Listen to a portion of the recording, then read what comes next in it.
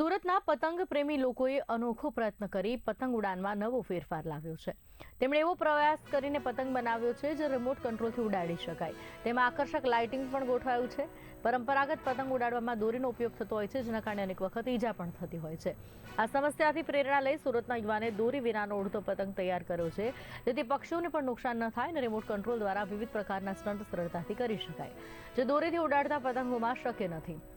અનોખો પતંગ બનાવવામાં ઘણો સમય, મહેનત અને ટેકનિકલ કૌશલ્ય લાગ્યું છે। તો ખાસ વાત એ છે કે આ પતંગ બનાવનાર અનેક આંતરરાષ્ટ્રીય પતંગોત્સવમાં ભાગ લઈ ચૂક્યા છે। તેમના આ પ્રકારના આવિષ્કારથી પતંગ જગતમાં નવી પ્રેરણા મળી છે। તો સુરત શહેરે ફરી સાબિત કર્યું છે કે નવો વિચાર અને નવી ટેકનોલોજીથી નવી પરંપરા સાથે ઉડાન ભરી શકાય છે।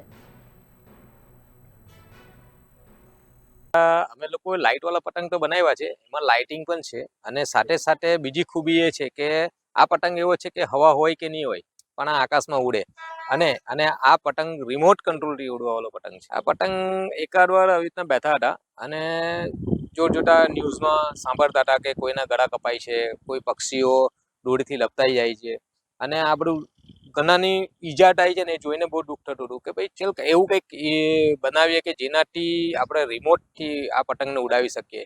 અને પછી આ રીતે અમને ખ્યાલ આવ્યો।